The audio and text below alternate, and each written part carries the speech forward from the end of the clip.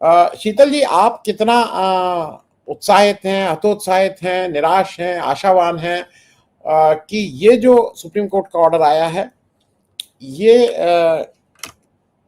जब 28 को जब फाइनल हियरिंग के लिए ये लोग इकट्ठा होंगे, तब तक थोड़ी लगाम और थोड़ी ट्रांसपेरेंसी क्या ले आएगा, या जैसे जिसकी लाठी उसकी भैंस, जिस तरह से अभी चल रहा है मामला, वैसे ही चलता रहेगा? शीतल जी। दरअसल ये जो सोच है हमारी कि सुप्रीम कोर्ट ने ये क्यों नहीं किया या ये उसको ये करना चाहिए था, ये सोच इसकी वजह से आती है कि हम जो हमारा काम है वो हमने किया नहीं। हमने एक तानाशाह सरकार को 3 बार चुनाव में जिताया है। हम इसके विरुद्ध कोई जन आंदोलन खड़ा करने की स्थिति में नहीं है। इसी सुप्रीम कोर्ट ने एक फैसला दिया था जब एक चुनाव आयुक्त की नियुक्ति हुई और नियुक्ति गलत तरीके से हुई। एक दिन पहले उसको इस्तीफा दिलाया गया, वीआरएस देके अगले दिन ही उसको चुनाव आयुक्त नियुक्त कर दिया गया। वो मामला सुप्रीम कोर्ट में था और उन्होंने उसको गलत ठहराया। उन्होंने सुझाव दिए कुछ, चूंकि एक मामला पेंडिंग चला रहा था कि कानून इसका नहीं बना हुआ था। अब तक की सारी सरकारों ने उस मामले में लापरवाही की थी और उन्होंने कहा कि भाई कानून जब तक नहीं बनता तब तक आप ये व्यवस्था करिए कि लोगों में जिससे विश्वास हो। इस तरह की संस्थाएं जो है, जो संवैधानिक संस्थाएं हैं, उनमें लोगों का विश्वास होना चाहिए कि जो आप कह रहे हैं वही कर रहे हैं। सरकार ने उस फैसले के इस भाव की कोई कदर नहीं की और कानून ऐसा बना दिया जैसा वो करते आ रहे थे। उस फैसले की भी कोई कदर नहीं हुई। कानून में वही चीज जो वो करते आ रहे थे, जो चुनौती में आया और जो गलत ठहराया गया, उसको उन्होंने कानूनन एक शेप दे दी कि साहब अब तो हम प्रधानमंत्री और उनके द्वारा नियुक्त एक मंत्री और एक लीडर अपोजिशन जो हमेशा अल्पमत में रहेगा और जिसका कोई फैसला कभी किसी मामले में रहेगा ही नहीं, और सरकार ही अपना फैसला करेगी चुनाव आयोग की नियुक्ति में। और फिर सरकार ने ढिठाई से वो फैसला करके, वो भी अंडर चैलेंज है, लेकिन वो सुनवाई का प्रोसेस होता है, टाइम लगेगा उसमें जब भी होगा।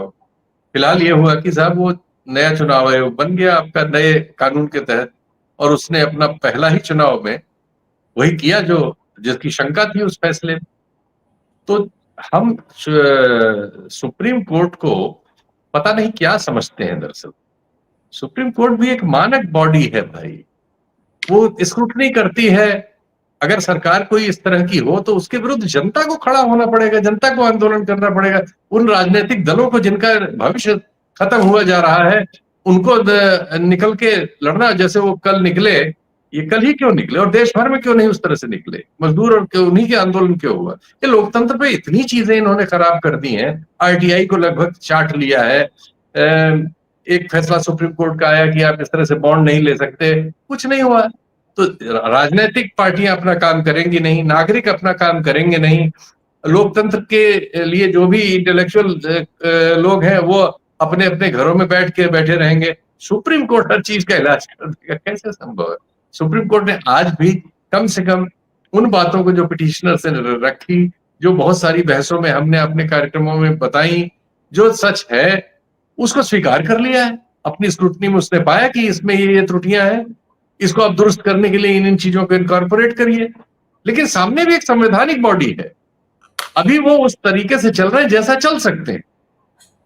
वो मिलिट्री नहीं है, वो एग्जीक्यूटिव नहीं है, वो क्या कर लेंगे भाई? अगर ये लोग बेशर्मी पे आए रहे जैसे वो आए हुए हैं, उसके लिए जरूरी है कि देश का जनमानस, अगर उसको इस देश को लोकतांत्रिक रखना है तो उसको बचाने के लिए जब उसने गलती कर दी है, ऐसे लोगों को ले आया है जिनसे लोकतंत्र खतरे में पड़ गया है, तो बचाने का काम करने आना पड़ेगा ना भाई।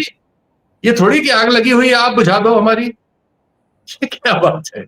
तो ये पहले तो धारणा गलत। सुप्रीम कोर्ट ने आज की स्क्रूटनी में सरकारी तर्क को गलत पाया और गलती को सुधारने का जो संवैधानिक तरीका हो सकता है कि एक संवैधानिक संस्था दूसरी संवैधानिक संस्था को एक सुझाव दे कि पहले चरण में एकदम ऑर्डर में उस तरह पे ना पहुंच जाए। लेकिन वो जानती थी कि ये सरकार का कोई भरोसा नहीं है, इसलिए उन्होंने अगली तारीख उनके फैसले के पहले दी कि अगर ये कुछ अभी इस बीच कुछ नहीं करते, जैसा ही कई मामलों में कर चुके हैं, तकनीक और दूसरी चीजों का हवाला लेके चालाकियां कर रहे हैं और फिर कर सकते हैं। लेकिन आर्गुमेंट्स पर जो चीजें आई और जो स्क्रूटनी हुई, स्क्रूटनी में आज वो सब बातें आई जो हम लोग अपने कार्यक्रमों में कहते रहे कि भाई 2.25% लोगों के पास पासपोर्ट है, 14.5% 15% लोग हाई स्कूल में जा पाते हैं, हाई स्कूल मतलब 8वें पास करके हाई स्कूल में जाते हैं, 42.5% का ड्रॉप है वहाँ। वो जो 1 वाला सर्टिफिकेट है वो 20% से भी कम है या 10% से भी कम है। कपिल सिब्बल ने वो सारे आंकड़े गिनाए आज, और उस पर धूलिया साहब सहमत थे। और सरकार जो चुनाव आयोग है उसकी ओर से कोई तर्क नहीं था, जैसा आपने ठीक कहा कि बहुत सारे मामलों में जब स्क्रूटनी हुई, तथ्य सामने आए, तो सरकारी वकील के पास सिवाय टेक्निकलिटीज में घूमने का कि ये मामला होम मिनिस्ट्री में है और ये नागरिक वो नहीं है और हम ये नहीं कर रहे हैं और हमने अभी ये वो नहीं है, इसके अलावा क्या था? नंगे हुए ये। अब इस उनके नंगेपन को राजनीतिक दल और हमारा जो समाज है, अगर इतना उनके नंगे हो जाने पर भी उद्वेलित नहीं होता, तो यानी वो तानाशाही को स्वीकार करने को तैयार है। तो इसलिए जो नागरिक जिम्मेदारी है वो नागरिक करें, जो राजनीतिक जिम्मेदारी है राजनीतिक दल करें, जो कोर्ट की जिम्मेदारी है वो कोर्ट कर रहा है, और जो चुनाव आयोग या सरकार से ठीक चीजें करानी है उसके लिए जो जरूरी चीजें हैं सब लोग मिलजुल के करें, तभी कुछ होगा। आज की स्क्रूटनी में सुप्रीम कोर्ट ने पिछली स्क्रूटनीज की तरह ये साबित कर दिया लोगों के सामने। अब सब फैक्ट्स डिबेट में थे, सब रिपोर्ट हुए हैं, किसने क्या कहा, सरकारी वकील ने क्या कहा और पिटिशनर्स ने क्या कहा, सब रिकॉर्ड पे है। लोग पढ़े लिखे और लोग उसी तरह से उसको गंभीरता से ले जितना गंभीर ये मुद्दा है, वरना लोकतंत्र हमारा ये आखिरी सांसें गिन रहा है। डेम रिपब्लिक कह चुका है आज से 3-4 साल पहले, 22 से कह रहा है, जो स्कैंडिनेवियाई देशों का सारी दुनिया में लोकतंत्र का अध्ययन करने वाला है, कि भारत में अब इलेक्टोरल ऑटोक्रेसी है, चुनाव कराती है बस और कुछ नहीं, बाकी सब तानाशाही है। और चुनाव में बेईमानियों के सबूत आते जा रहे हैं। आप 40-50 लाख वोटर फ्लोटिंग वोटर बना लेंगे और हर चुनाव से पहले चुनाव आयोग से मिलकर उनको हर राज्य में जहां भी होगा चुनाव वहां शामिल कर लेंगे, दूसरे के 70-80 लाख वोटर कटवा देंगे, 1-1.5 करोड़ वोटर आपके पास हर स्टेट में सरप्लस हो जाएंगे, क्या चुनाव होगा कहीं? ये उन्होंने महाराष्ट्र में ये किया, उन्होंने हरियाणा में किया, शायद उन्होंने मध्य प्रदेश में भी किया हो, उस समय तक ये बात सामने नहीं आ पाई थी, अब उससे और आगे की चीज कर रहे हैं। तो ये तो कहीं ना कहीं किसी न किसी स्तर पर नागरिक हस्तक्षेप की जरूरत है इस देश को इस समय। जी जी जी शीतल भाई, मैं ये भी कहूं कि अब इससे ज्यादा जज और क्या बोलेंगे। जैसे धूलिया खुद बोले, जो आप कागज मांग रहे हैं वो मैं नहीं दे पाऊंगा, अभी अगर आप मुझसे तुरंत मांगे तो मैं नहीं दे पाऊंगा। भाई अब इससे ज्यादा वो कोई बहस में साबित हो गया भाई। उन्होंने आंकड़े जब दे दिए कि आप पासपोर्ट मांग रहे हैं, 97.5% के पास पासपोर्ट है ही नहीं। आप हाई स्कूल का सर्टिफिकेट मांग रहे हैं, 70-80% पुराने लोगों के पास है ही नहीं। आप मांग रहे हैं वन विभाग का प्रमाण पत्र।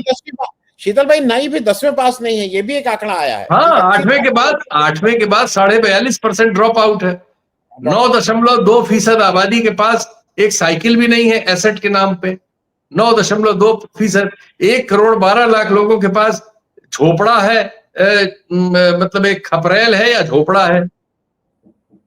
तो अब उन लोगों से आप घर का या किसी चीज का सर्टिफिकेट मांगिए, कहिए बिजली का कनेक्शन बताइए, तो ये सब दादागिरी है ना। ये तो ये आंकड़े आज बहस में आए और इस पर सरकारी जो चुनाव आयोग का वकील था कोई इसका उत्तर नहीं दे सका।